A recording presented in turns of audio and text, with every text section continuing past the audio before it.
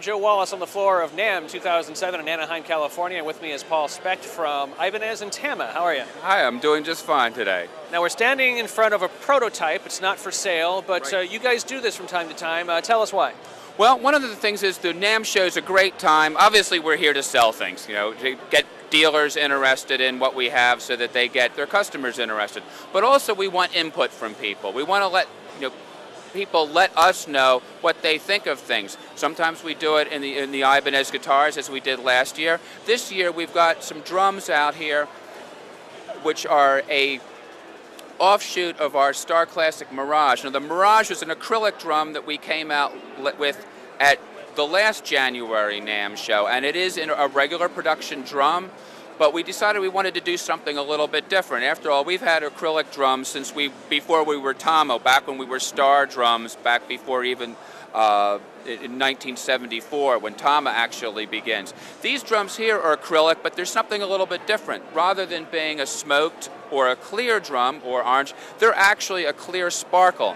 And you can see we've actually got concert toms, probably something that nobody's seen since the 1980s or so, but it does allow you to go in and look and see how the sparkle effect works through.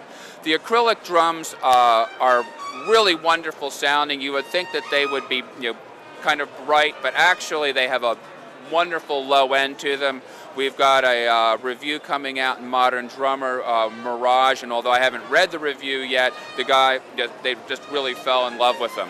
So here we just want to do something different with the look, because even though sound is most important, the look is important also, how you present yourself when you're playing, and just to keep it interesting.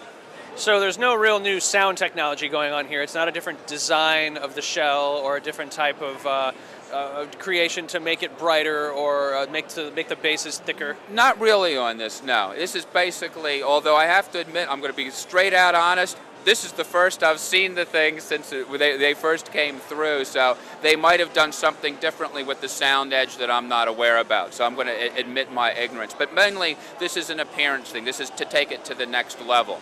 Our sound edges on our Mirages and the acrylic drums that we make with our regular production are actually United States made. So it's something a little bit different that some people may not know about. Whereas the hardware is still comes from Japan and other places that we have factories. The shells themselves and the edges are actually done here in the United States.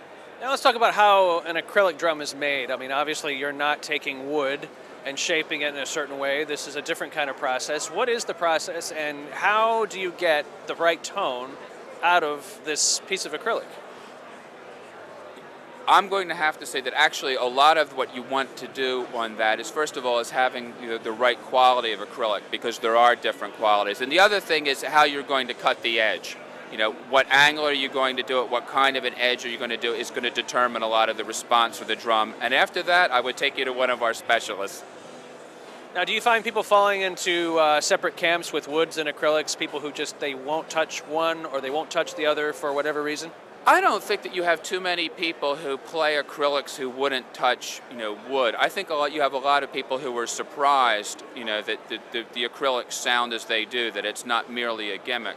But I think that, for the most part, your average player is still wants a wood drum, wants the sound of wood, wants the feel of wood, and it's going to be a long time, I think, knock on wood, before you're going to see any kind of change in that. You saw back in the 80s where a lot of people predicted that the electronic drum was going to take over and wooden drums were going to go the way of the dinosaurs. Well, electronic drums did continue, but in a smaller niche type thing. Wood drums are still, I think what most people look forward to, and that's where the majority of what drummers want to play. Thanks very much. I'm Joe Wallace from the floor of NAMM 2007 for GearWire.com.